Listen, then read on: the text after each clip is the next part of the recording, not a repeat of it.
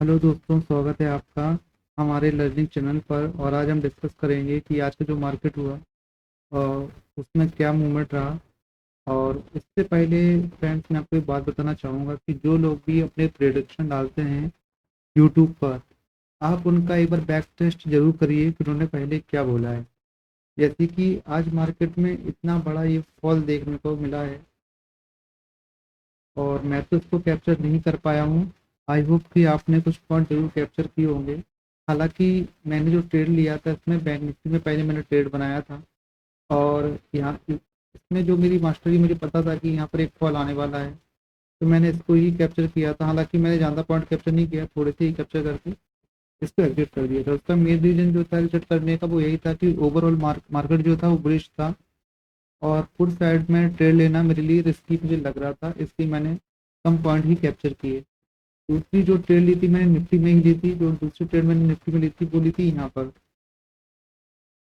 और इतना मुझे इसमें कुछ पॉइंट मैंने कैप्चर किए, लेकिन जब रिवर्सल आया तो मैंने एग्जिट कर दिया। तो 100-150 के प्रॉफिट में ही मैंने एग्जिट किया हुआ है। और अब सवाल ये था कि मैं कैप्चर क्यों नहीं कर पाया। इतना बड़ा ये फॉल हुआ, इसको मैंने कैप्चर क्यों नहीं किया। अगर देखें तो ये सच में बहुत बड़ा फॉल था। हम इसको 15 मिनट के चार्ट पे देख लेते हैं। तो सच में ये काफ़ी बड़ा फॉल था। और एक चीज़ और देखने की बात बात है इसमें। तो देखने वाली बात ये है इसमें कि इसमें एक छोटा सा एम पैटर्न बन रहा था ऐसे में, अगर आप देखें तो ये, और इसके साथ एक डब्ल्यू पैटर्न भी मुझे दिख रहा था ये। तो ये जो पोजीशन थी बहुत ही रिस्की पोजीशन थी। और मेरा मानना ये है कि जो मोस्ट ऑफ द ट्रेडर्स हैं उन्होंने इस पोजीशन में लॉस ही किया होगा। और इससे पहले जो लोग अपने यूट्यूब पर अपनी प्रोडिक्शन डालते हैं, तो कुछ मैं आपको क्लिप सुनवाना चाहूँगा। ये मिस्टर स्कैल्पर जी की क्लिप है, ध्यान से सुनिएगा वो क्या बोलते हैं।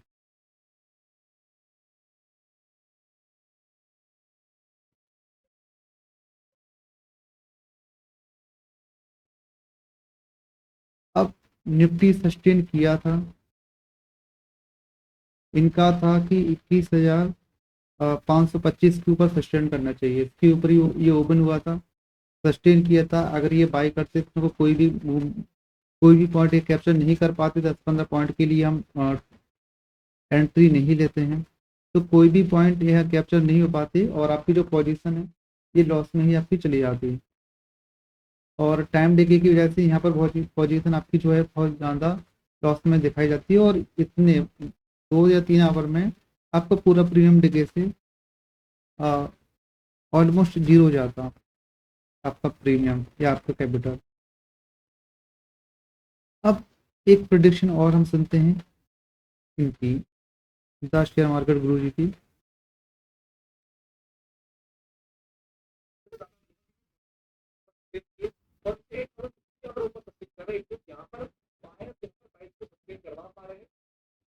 तो सुना फ्रेंड्स, और जो निफ्टी है, सॉरी बैंक निफ्टी, इसने भी सस्टेन किया है जैसा कि इन्होंने बोला हुआ है 48,000।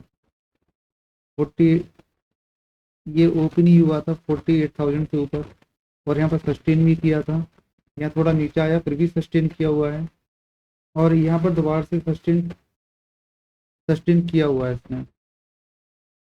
48,000 आपका इसके ऊपर है और यहाँ पर ये सस्टेन किया था फ्रेंड।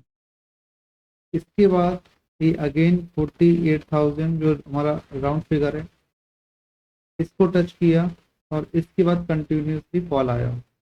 तो मुझे तो नहीं लगता कि बहुत ही कम लोगों ने ही इसको कैप्चर कर पाया होगा।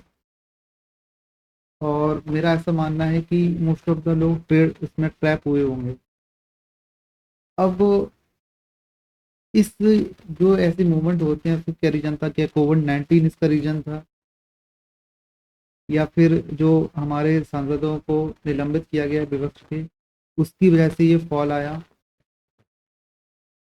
और भी, या फिर जो 25 दिसंबर को जो क्रिसमस डे है या उसकी ये प्रॉफिट बुकिंग है या जो क्लोजिंग हो रही है इस मंथ की भी होने वाली है या फिर 10 दिन के अंदर, और पूरी ईयरली, तो ये इसकी एक प्रॉफिट बुकिंग है। तो आप लोग किस तरह से देखते हैं? मेरा मानना तो इसमें यही है कि जो ऑपरेटर्स होते हैं, बिग प्लेयर्स होते हैं, इनकी सोची समझी रणनीति होती है कि कैसे ट्रैप करना है। जब कोई सोच भी नहीं रहा था, किसी के माइंड में ये नहीं था कि मार्केट में गिरावट आएगी, उसी टाइम ही गिरावट आई है।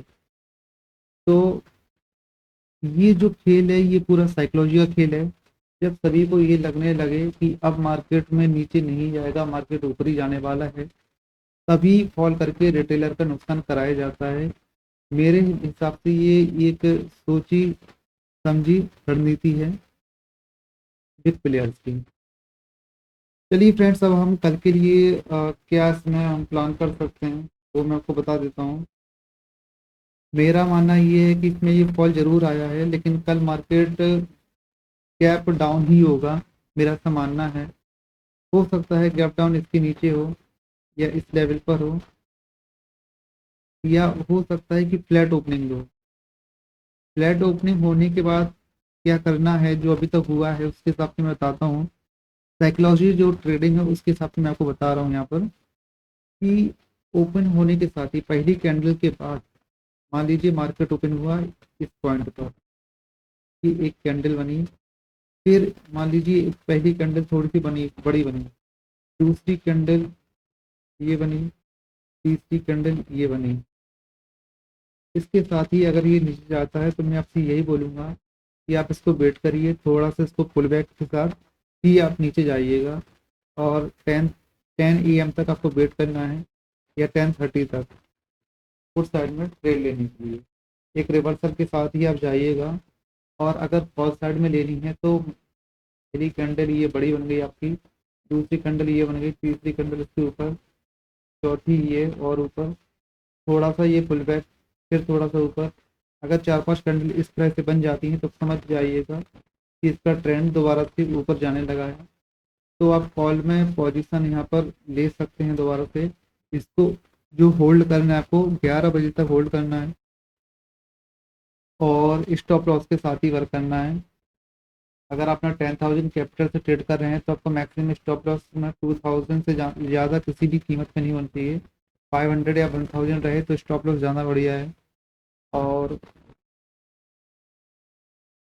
बड़ा अगर इसमें गैप डाउन होता है इतना बड़ा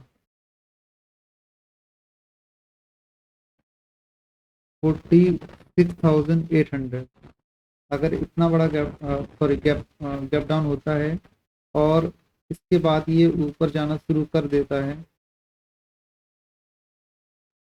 तो जहाँ पर भी इसका एक डाउन पुल बैक आएगा, डाउन पुल बैक के बाद आपको कॉल साइड में पोजीशन लेनी है। मेरा जो व्यू है फ्रेंड्स वो बुलिश है, लेकिन बुलिश तभी होगा जब मार्केट ओपन होने के साथ ही कॉल साइड में जाने लगे। तो पहली जो मेरी मैं इसमें पोजीशन बनाने का सोच रहा हूँ वो 9:30 से 9:40 के बीच में बनाऊंगा। दूसरी जो पोजीशन रहेगी मेरी 10:20 पर कॉल साइड में ही रहेगी। अगर मार्केट ओपन होने के साथ ही पुट साइड में जाने लगता है तो फिर एक पुल बैक के साथ एक ग्रीन कैंडल के साथ मैं पुट साइड में ट्रेड बनाऊंगा। इस वीडियो में इतना ही friends, thank you for watching, have a great day.